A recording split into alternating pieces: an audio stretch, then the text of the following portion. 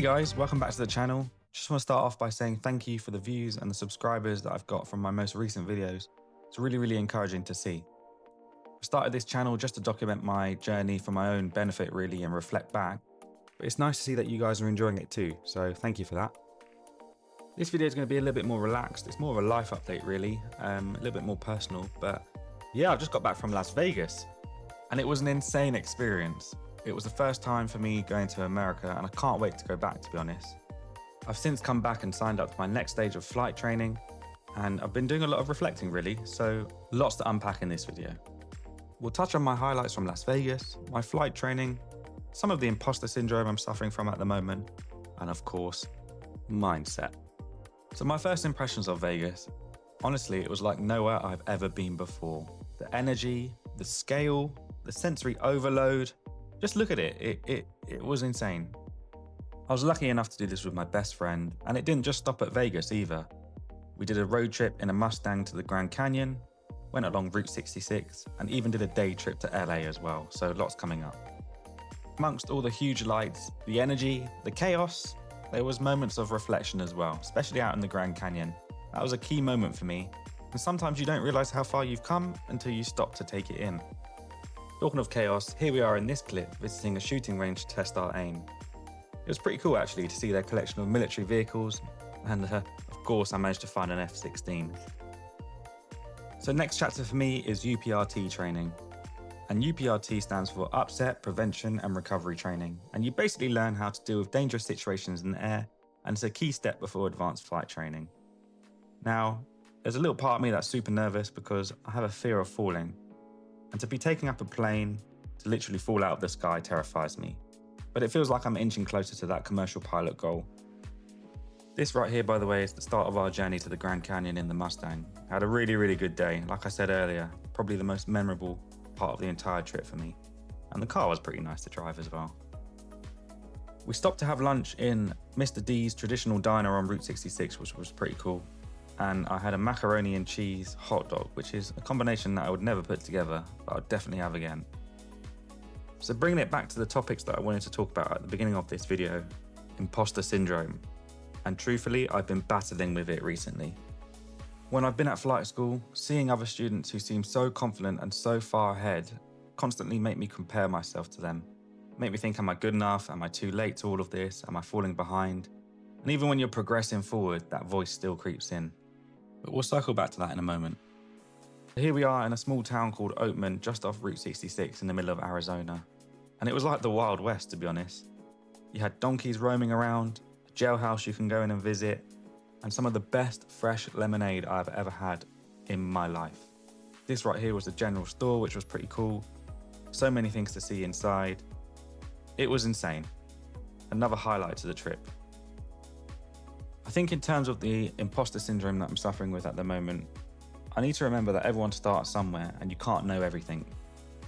When I first started as a paramedic, I had this same problem. I used to compare myself constantly, think how the hell am I supposed to remember all this information and then deliver it in an emergency situations. And now I can do it almost with my eyes shut. And of course that comes with experience and processes to make that automated, but that comes with time and maybe I'm being a little bit too hard on myself. And it's not as bad as I think it is, to be honest. I think my problem is I always strive for perfection. And even in a place built on confidence and illusion like Las Vegas, you realize everyone's bringing it to some degree. But of course, this wouldn't be altitude shift if I didn't talk about some sort of mindset that comes along with tackling this. So what I've been asking myself recently is, what is the next best step I can take? You know, it can be overwhelming sometimes to be looking at the big picture. You know, when will I finish flight training? How much will it cost? Will I even get a job? These are all questions I can't even answer at the moment because way too early. So I need to zoom in and think about booking the next course, finishing the next module, by taking that next best step.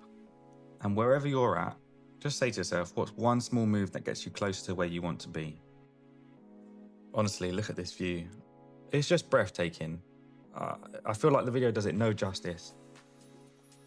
So pushing that whole imposter syndrome to one side, there's stuff that's been going really well in my life as well. It's not all doom and gloom, I promise. Of course, I come back from the most amazing trip, I feel like progress is definitely being made with my flight training now, making moves forward with that.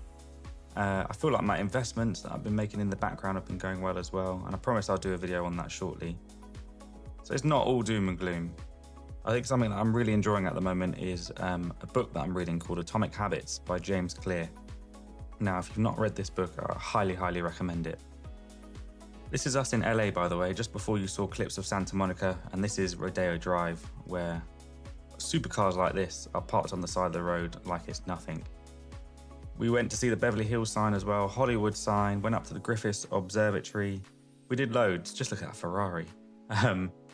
But it's definitely somewhere where I'd like to go back to. We tried to do it all within a day, and although we saw everything we wanted to see, I feel like you need longer there, so definitely we'll be returning back. I think in the future what I'd like to do is do a West Coast road trip where go back to Las Vegas, travel to LA, up to San Francisco, maybe a bit of Seattle as well, and kind of see it all in one trip, which would be pretty cool. But yeah.